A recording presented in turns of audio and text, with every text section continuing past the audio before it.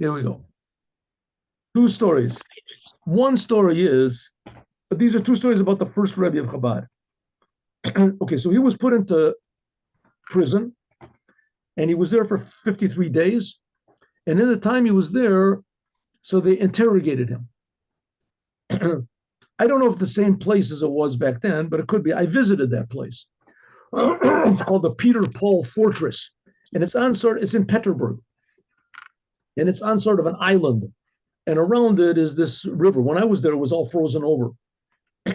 Around it is this river, a river. The river is pretty wide.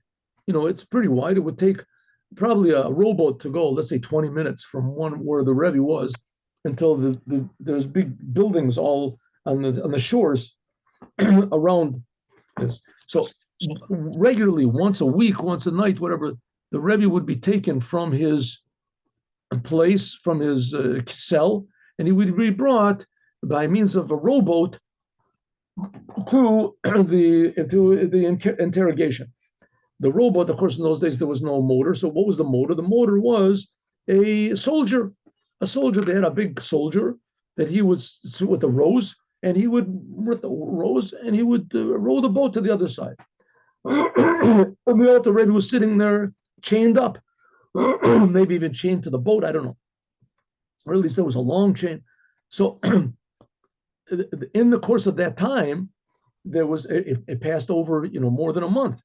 So in the course of that time, there was what's called Kiddush Levana. There's a prayer the Jewish people say over the new moon. A prayer we say over the new moon. In Chabad, we make it after the seventh day of the month. Other people make it at other times, but in case so the Rebbe, and the custom is to say this prayer standing up.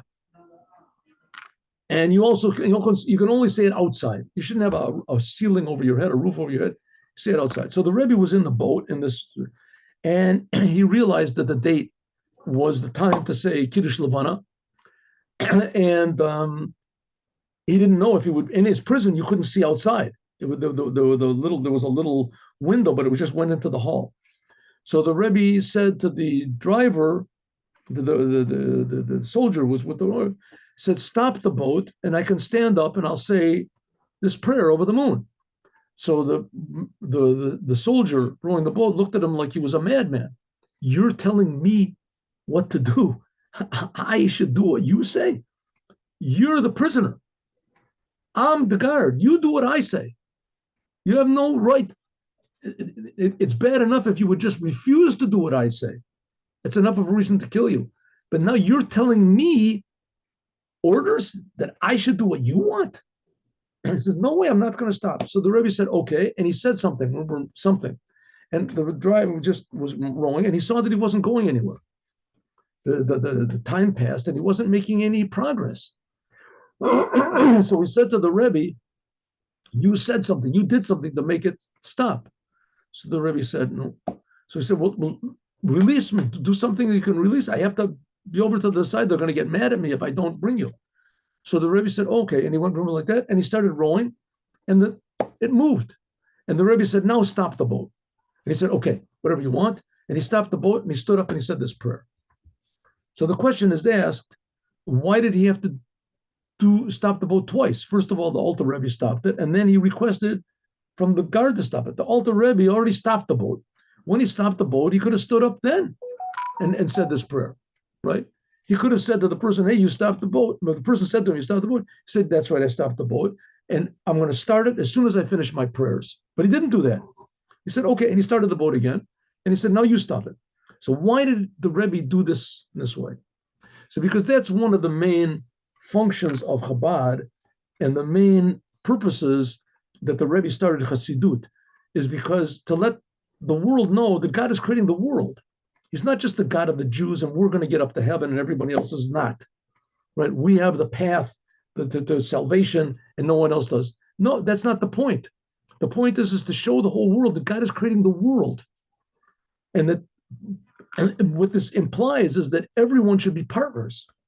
That everyone should not just receive what God is giving them, that everybody's already doing, but they should appreciate what God is doing, and they should be partners. The whole world should be partners. And so the Rebbe wanted that this soldier this unknown soldier, who knows who he was, insignificant, apparently insignificant soldier, right? Probably to the Tsar, his life was worth absolutely zero.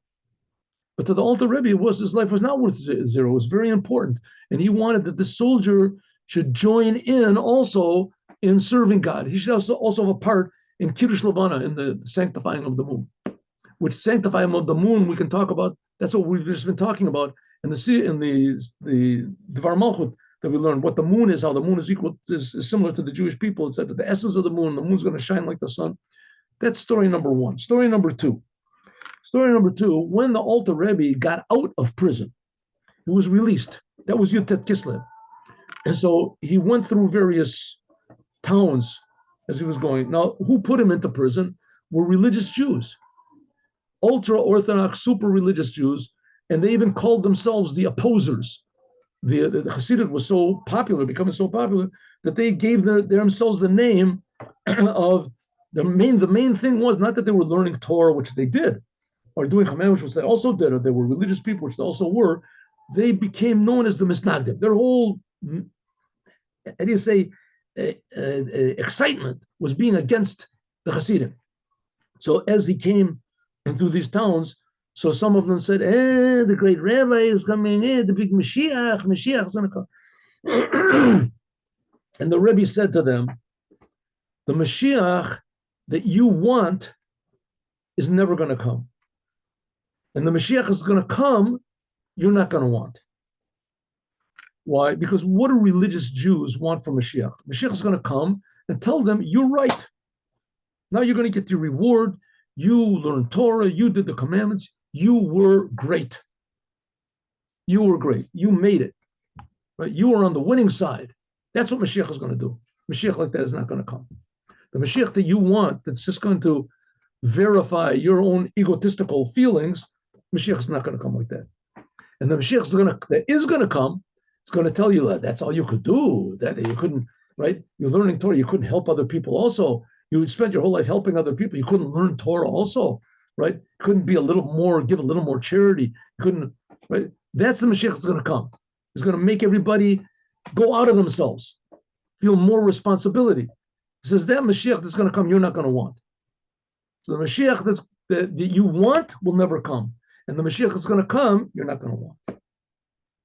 And that's why Mashiach, we have to want Mashiach now. And when Mashiach comes, we're going to have to want that Mashiach to be here. And that's the Rebbe.